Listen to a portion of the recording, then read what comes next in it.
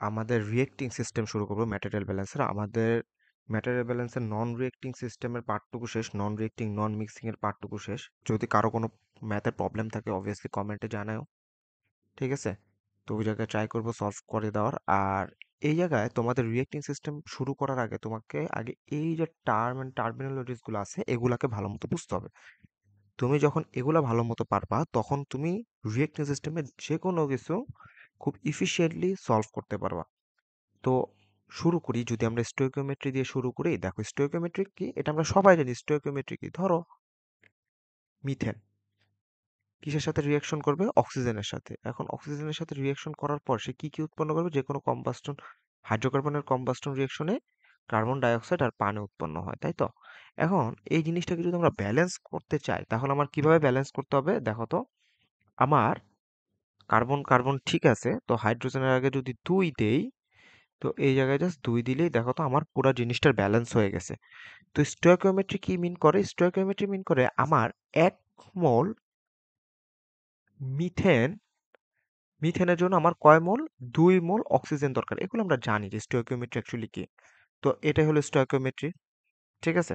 এবং এই 1 মোল মিথেন 2 মোল oxygen reaction করে আমার 1 মোল কার্বন ডাইঅক্সাইড উৎপন্ন করে এবং 2 মোল পানি উৎপন্ন করে, তাই তো? এটাই হলো আমাদের স্টোইকিওমেট্রি নরমাল, আমরা ছোটকালে যেটা শিখে আসছি। এবার লিমিটিং রিঅ্যাকট্যান্ট। তো লিমিটিং রিঅ্যাকট্যান্ট কি, ধরো এই জায়গায় যদি 10 মোল দেওয়া থাকতো, 10 মোল দিতাম, আর এই জায়গায় যদি আমি 30 মোল দিতাম, তাহলে আমার রেশিও অনুসারে কোনটা লিমিটিং রিয়েজেন্ট দেখো তো। আমার 10 মোলের জন্য, 10 মোল মিথেনের জন্য আমার অক্সিজেন কতটুকু দরকার ছিল, 20 মোল, তাই তো? কিন্তু এই জায়গায় আমরা দিয়েছি কত মোল, 30 মোল। তার মানে এটা আছে বেশি, এবং তার মানে এটা কি কম আছে না? তার 30 মোলের সাথে, 30 মোল অক্সিজেনের সাথে রিয়েক্ট করার জন্য আমার কি এই জায়গায় আরো বেশি পরিমাণ দরকার ছিল না? এই জায়গায় আমার দরকার ছিল 15 মোল, তাই তো? কারণ রেশিওটা হাফ, ঠিক আছে? হাফ রেশিও না, এই জন্য আমার 30-এর জন্য আমার 15 দরকার ছিল। কিন্তু ওই 15 নাই, আমার দেওয়া আছে 10। এই জন্য আমরা কি বলতে পারি যে মিথেন লিমিটিং রিয়েজেন্ট,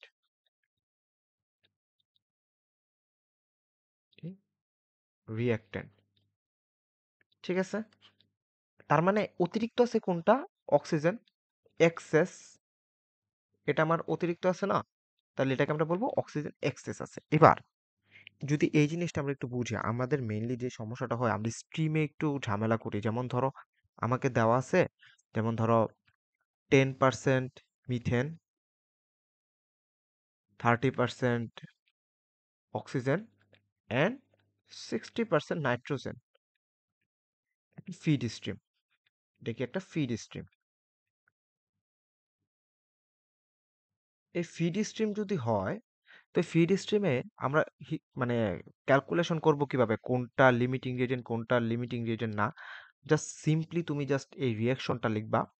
রিয়াকশন লেখার পর তুমি জাস্ট স্টোইকিওমেট্রির হিসাব করবে। স্টোইকিওমেট্রি অনুসারে ধরো এই জায়গায় বেসিস, ধরো এই স্ট্রিমের বেসিস যদি আমি 100 ধরে নেই, তার মানে কি আমার 10 আছে, 10 মোল আছে হলো গিয়ে মিথেন, সরি এটা মোল, অবভিয়াসলি এটা মোলে। 30 মোল আছে অক্সিজেন, আর 60 মোল আছে নাইট্রোজেন। তার মানে কি আমার স্টোইকিওমেট্রি অনুসারে হাফ দরকার ছিল না, কিন্তু এই জায়গায় অক্সিজেন আছে বেশি। অক্সিজেন আছে কি আমার এক্সেস, আর এটা কি লিমিটিং রিয়েজেন্ট।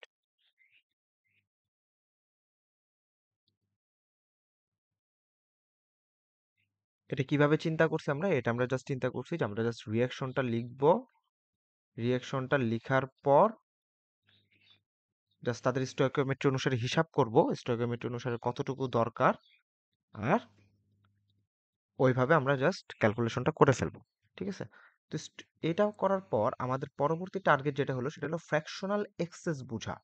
তার মানে আমাদের এই দুইটা শেষ কিন্তু, হ্যাঁ এটা শেষ। আমার এখন কাজ হলো ফ্র্যাকশনাল এক্সেস বোঝা। এক্সেস বোঝার জন্য তোমার আগে বুঝতে হবে যে ফ্র্যাকশনাল এক্সেস অ্যাকচুয়ালি কি ডিফাইন করে। ফ্র্যাকশনাল এক্সেস ডিফাইন করে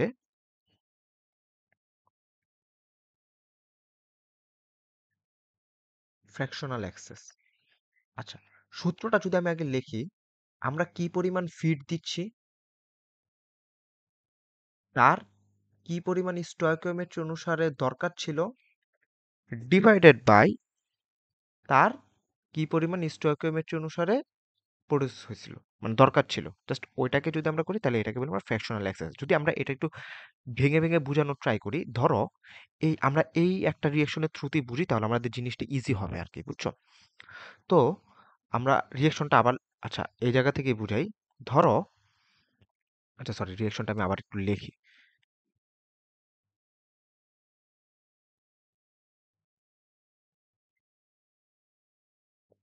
আচ্ছা, এবার এই জায়গায় যদি রিয়েকশনটা লিখি, আমরা এই জায়গায় কত ধরছিলাম, 10 মোল। এই জায়গায় ধরছিলাম কত মোল, 30 মোল। ঠিক আছে, ঠিক আছে, 10 মোল 30 মোল। তো এখন ফ্র্যাকশনাল এক্সেস কতটুকু এক্সেস আছে সেটা আমরা কিভাবে বের করব? কিন্তু আচ্ছা দেখো, এই জায়গায় আমার স্টোইকিওমেট্রি অনুসারে কত দরকার ছিল, যদি আমরা ধরো এটা যদি লিমিটিং রিয়েজেন্ট হয়, এই লিমিটিং রিয়েজেন্ট যতক্ষণ থাকবে ততক্ষণই তো রিয়েকশনটা হবে, তাই না? কারণ আমার রিয়েক্টেন্ট যদি শেষ হয়ে যায়, অক্সিজেন যতই বেশি দেই না কেন, সে কার সাথে রিয়েক্ট করবে, তাই না? লিমিটেড রিয়েক্টেন্ট। এখন এই রিয়েক্টেন্ট যদি 10 মোল থাকে, আমার এই জায়গায় কত দরকার ছিল স্টোইকিওমেট্রি অনুসারে? 20, তাই না? 20 মোল অক্সিজেন দরকার ছিল। তুমি জাস্ট ফ্র্যাকশনাল অ্যাক্সেস এটাই ডিফাইন করে, তুমি জাস্ট এই জায়গায় দেখো তোমার ফিডে কতটুকু দেওয়া হচ্ছে, 30 হিসাবে দিছো। তোমার স্টয়কিওমেট্রি অনুসারে কত দরকার ছিল?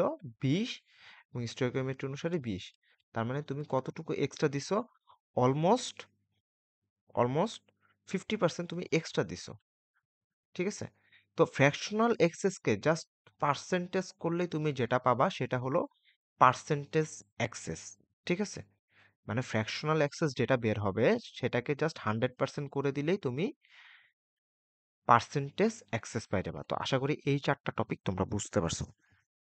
আচ্ছা, পরবর্তী যে আমাদের টপিকটা সেটা হলো এক্সটেন্ট অফ রিয়াকশন। এবার এক্সটেন্ট, কোনো কিছু এক্সটেন্ট মানে কি, অতিরিক্ত। ঠিক আছে? ধরো এই জায়গায় একটা তুমি রিয়াকশন করতেছো, এই জায়গায় একটা রিয়াক্টর, হ্যাঁ? আমি জাস্ট একদম একটা সিম্পলিফাই হিসেবে দেখাই। রিয়াক্টর, এই রিয়াক্টরের মধ্যে আমি কোনো কিছু ইনপুট দিলাম, এ বি সি আছে।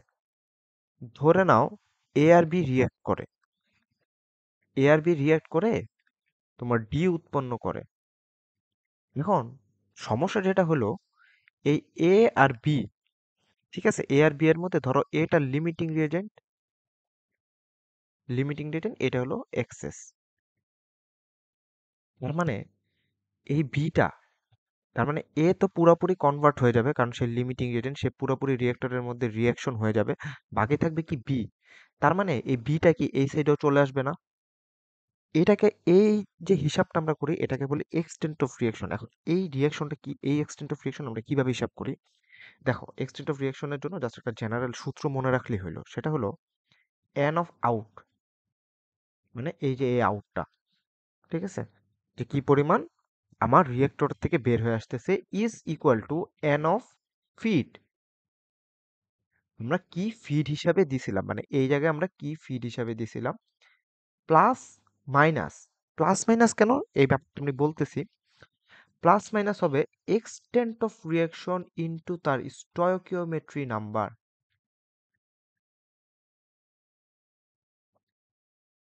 ঠিক আছে, এবার আসি যে এটা অ্যাকচুয়ালি কি মিন করে, প্লাস মাইনাস আমি কেন দিছি। ঠিক আছে, আমরা সেম রিয়াকশনটা আবার লিখবো।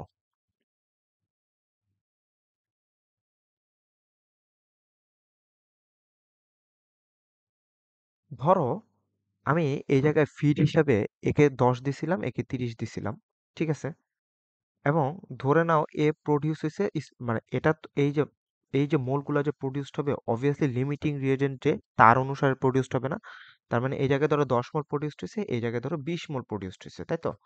তার মানে একটা যদি রিয়েক্টরের মধ্যে আমি যদি এখন চিন্তা করি, এই জায়গায় আমি কি কাকে কাকে দিলাম, মিথেন, অক্সিজেন, ঠিক আছে, আর কি নাইট্রোজেন।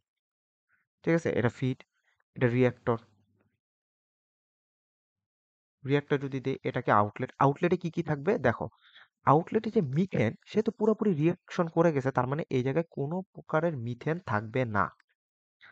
তাহলে থাকবে কি কি, থাকবে হলো অক্সিজেন থাকবে না, কারণ অতিরিক্ত যেগুলা রিয়াকশন করে নাই সে তো আউটলেট দিয়ে বের হয়ে আসবে, তাই না? অতিরিক্ত যেগুলা রিয়াকশন করে নাই সেগুলো আউটলেট দিয়ে বের হয়ে আসবে, এবং যেগুলা নতুন ভাবে প্রডিউসড হয়েছে সেগুলা থাকবে না। এইটাকে আমরা বলি এক্সটেন্ট অফ রিয়াকশনের মাধ্যমে। এটা আমরা কিভাবে এক্সটেন্ট অফ রিয়াকশনের মাধ্যমে লিখি সেটা আমরা এখন দেখাবো। যেমন ধরো আমার কার্বন ডাইঅক্সাইড তাহলে প্রডিউসড হয়েছে কতটুকু ভাই? কার্বন ডাইঅক্সাইড প্রডিউসড হয়েছে 20, কার্বন ডাইঅক্সাইড প্রডিউস হয়েছে 10, পানি প্রডিউস হয়েছে 20, আর অতিরিক্ত যেগুলো অক্সিজেন সেটা 10 মোল আমি ধরে নিলাম বের হয়ে আসছে। ঠিক আছে? এখন 10 মোল যদি বের হয়ে আসে, তুমি যদি এক্সটেন্ট অফ রিয়াকশন আকারে লিখতে চাও, ধরো অক্সিজেনের এক্সটেন্ট অফ রিয়াকশন লিখলা। অক্সিজেনের এক্সটেন্ট অফ রিয়াকশন যদি লিখতে চাও, তোমার আগে লিখতে হবে কি তার ফিডে কতটুকু আমি দিছিলাম। তার ফিডে আমি কতটুকু দিছিলাম? 30। তাহলে 30 লিখলাম। এবার দেখো, আমরা এই জায়গায় প্লাস লিখবো না মাইনাস লিখবো? দেখো, যদি রিয়েক্টেন্টের সাইডে থাকে সে কমবে, তার মানে আমরা মাইনাস দিব, একটা এক্সটেন্ট অফ রিয়াকশন দিব।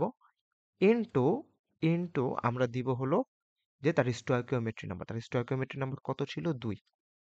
তুমি যদি এটা মিথেনের জন্য কি লিখতে পারতা না? অবভিয়াসলি ভাই তুমি মিথেনের জন্য লিখতে পারতা, কোনো সমস্যা ছিল না। কিন্তু মিথেনের আউটলেটে কি কিছু বের হয়েছে? মিথেনের আউটলেট তো জিরো। এটা কিন্তু আউটলেটের হিসাবে আমরা লিখতেছি, এই যে এর হিসাবে লিখতেছি।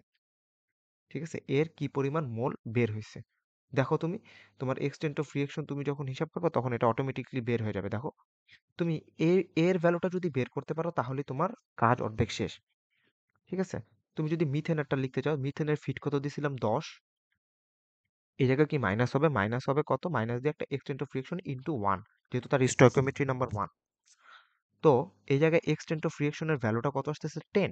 তাহলে তুমি জাস্ট এই জায়গায় জাস্ট 10 বসাইবা, দেখো তো তোমার এন আউট 10 আসতেছে কিনা, এই ভ্যালুটা 10 এটার সাথে মিলছে কিনা। তো এক্সটেন্ট অফ রিয়েকশনটা কেন লাগে? আমরা যখন মানে রিঅ্যাক্টিং সিস্টেমে ব্যালেন্স করব তখন আমরা তিন ভাবে সলভ করি। একটা হলো মলিকুলার ব্যালেন্স, অ্যাটমিক ব্যালেন্স, আর হলো এক্সটেন্ট অফ রিয়েকশন। তো মলিকুলার ব্যালেন্স অনেক ঝামেলা ভাই, মলিকুলার ব্যালেন্স আমি করাবো না। আমি করাবো অ্যাটমিক ব্যালেন্স, এবং হলো আমরা করব হলো extent of reaction. Extent of রিয়েকশনের একটা সুবিধা কি? এক্সটেন্ট অফ রিয়েকশন দিয়ে তুমি অনেক বড় বড় ম্যাথ না 4-5 লাইনে করে ফেলতে পারো, বা তুমি এক পৃষ্ঠার মধ্যে করে ফেলতে পারো। এটাই হলো এক্সটেন্ট অফ রিয়েকশনের একটা সুবিধা। ঠিক আছে? তুমি যে সূত্রটা বসাবা, জাস্ট ফিড হিসাব করবা, জাস্ট বসাবা, হয়ে যাবে। একটা জিনিস, যে কোনো রিয়াকশনের এক্সটেন্ট অফ রিয়াকশন একটাই। যেমন ধরো এই যে মিথেনের সাথে, ধরো এটা কি কমপ্লিট কম্বাস্টন হয়েছে, এবার যদি এই মিথেনটারই যদি একই সাথে কমপ্লিট, এটা ধরো 1 নম্বর রিয়াকশন, 2 নম্বর রিয়াকশনে হলো যে মিথেনটা ইনকমপ্লিট কম্বাস্টন হলো, কার্বন মনোক্সাইড উৎপন্ন করলো এবং পানি উৎপন্ন করলো। তার মানে কি এই জায়গায় এক্সটেন্ট, এটা কিন্তু একই রিয়েক্টরে ঘটা রিয়াকশন। ঠিক আছে? একই রিয়েক্টরে ঘটা, একই রিয়েক্টরে ঘটা রিয়াকশন। ঠিক আছে? তার মানে এক্সটেন্ট অফ রিয়াকশন এই জায়গায় আমি দিব 2। তো এভাবে আমরা একটা বা দুইটা এক্সটেন্ট অফ রিয়াকশন ডিফাইন করে থাকি, বাট এটা তোমার বুঝতে হবে যে কোনো একটা রিয়াকশনের এক্সটেন্ট অফ রিয়াকশন একটাই থাকে। এরপর আমরা যেটা শিখবো সেটা হলো ফ্র্যাকশনাল কনভার্সন। এখন এখন আসে ফ্র্যাকশনাল কনভার্সন কি ডিফাইন করে দেখো তো। ফ্র্যাকশনাল কনভার্সন, আমার কি পরিমাণ কনভার্ট হয়েছে, জাস্ট এটাই জিগায় আমার ফ্র্যাকশনাল কনভার্সন, আমার কি পরিমাণ কনভার্ট হয়েছে। ধরো আমার এটাকে আমি ছোট হাতের এফ দিয়ে প্রকাশ করি। ঠিক আছে? এইভাবে যদি করে এই জায়গায় জাস্ট মোল, কি পরিমাণ মোল রিঅ্যাক্ট করছে আর কি পরিমাণ মোল আমরা ফিডে দিছিলাম, জাস্ট এই দুইটার রেশিওটাকে বলা হয় ফ্র্যাকশনাল কনভার্সন। ঠিক আছে? এটা গেল। মোস্ট ইম্পর্টেন্ট একটা টপিক হলো সেটা হলো yield অ্যান্ড সিলেক্টিভিটি। ঠিক আছে? yield অ্যান্ড সিলেক্টিভিটি পড়ার আগে তোমার আগে আমি রিঅ্যাকশন আরেকবার লিখি ভাই, কারণ এই রিঅ্যাকশনটা দিয়ে আমি বারবার বুঝাচ্ছি, কারণ একটা জেনারেল রিঅ্যাকশন তো সবার মানে বুঝতে সুবিধা হবে। ধরো এই একটা রিঅ্যাকশন, এবং একই সাথে এই রিঅ্যাকশনের একটা সাইড রিঅ্যাকশন আছে।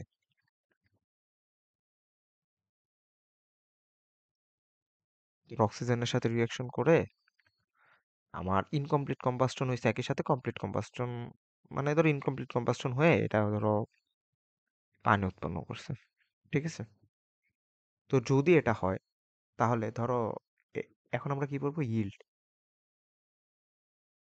ইল্ড ইল্ড অ্যাকচুয়ালি কি ডিফাইন করে? ইল্ডটা ডিফাইন করে, দেখো একটা সূত্র বলবো, জাস্ট এটাই মনে রাখো। ঠিক আছে? দেখো,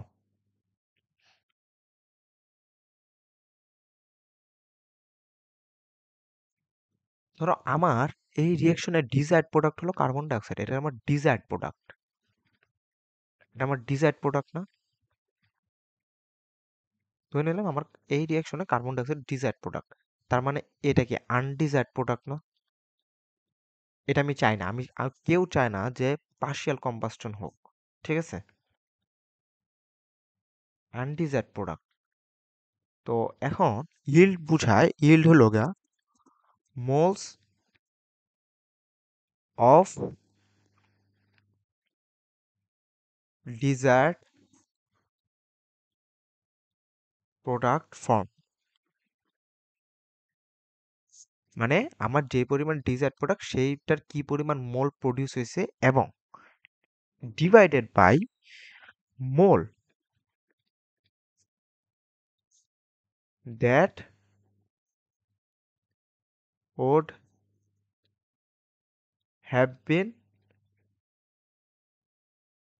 এবার আসি যে মোল যতটুকু উৎপন্ন হইতে পারতো কার অনুসারে? লিমিটিং রিয়েজেন্টের অনুসারে, লিমিটিং রিঅ্যাকট্যান্টের অনুসারে। এবং ওই জায়গায় যদি কোনো ধরনের স্নো সাইড রিঅ্যাকশন থাকে, এই জিনিসটা একটু মানে বুঝতে একটু ঝামেলা হয়। সেটা হলো, ধরো এটা আমার লিমিটিং রিয়েজেন্ট বলছিলাম, এটা আমার লিমিটিং রিয়েজেন্ট, এটা আমার এক্সেস আছে,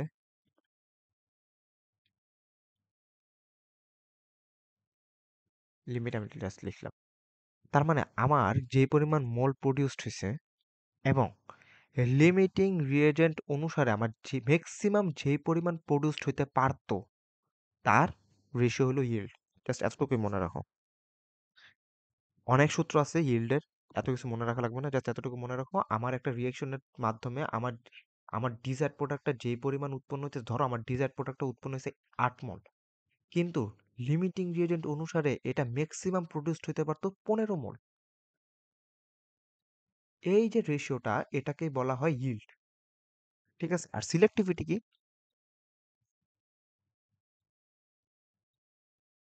সিলেক্টিভিটি হলো আমার ডিজায়ার্ড প্রোডাক্টের রেশিও, আর হলো ডিজায়ার্ড প্রোডাক্ট, আর হলো এই যে আমার আনডিজায়ার্ড প্রোডাক্ট, এই আনডিজায়ার্ড প্রোডাক্টের রেশিও।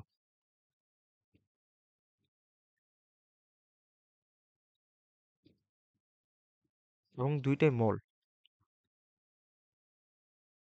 বুঝতে পারছি সিলেক্টিভিটি অ্যান্ড ইল্ড কি?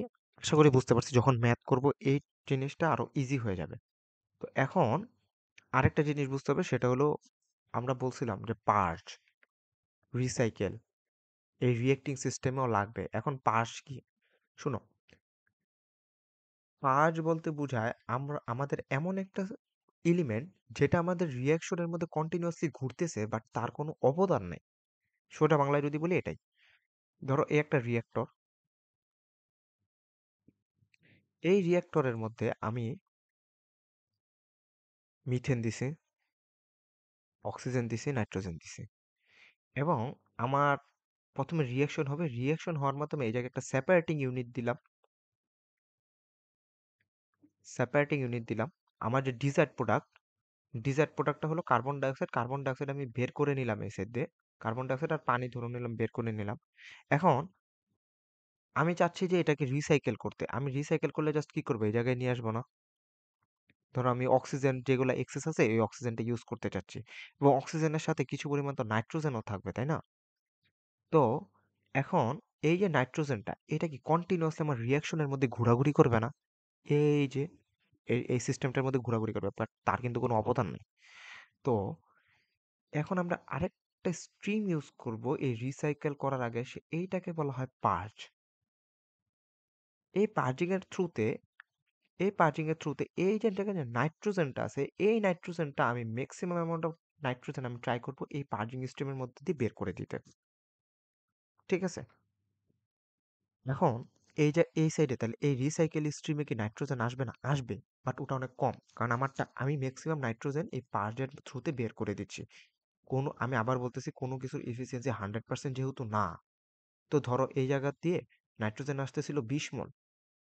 আমি ট্রাই করব যে 15 মোল যাতে এটলিস্ট এদিক দিয়ে বের হয়ে যায় ভাই। কারণ আমি যত বের করতে পারি 5 মোল তো এটলিস্ট যাবেই। তো এটাকেই বলা হয় পার্স। ঠিক আছে? তো আমি বলবো যে তোমরা এই টপিকগুলো একটু ভালো মতো দেখো বইয়ে। এর থেকে আরো ভালো ভাষায় বলা আছে, ভালো ভাষায় লেখা আছে। ঠিক আছে? তোমরা ওই জায়গা থেকেও দেখতে পারো, কোনো সমস্যা নেই। তো নেক্সট যেদিন আমরা ভিডিও করব ওই দিন হলো আমরা যত ম্যাথ রিলেটেড প্রবলেম আছে সব ম্যাথ রিলেটেড প্রবলেম করব। ওই জায়গায় যদি নতুন কিছু আসেও ট্রাই করব ওই জায়গায় বুঝিয়ে তারপরে ম্যাথটা সলভ করে দেওয়ার। ঠিক আছে? তো আজকে এতটুকুই। থ্যাংক ইউ সবাইকে।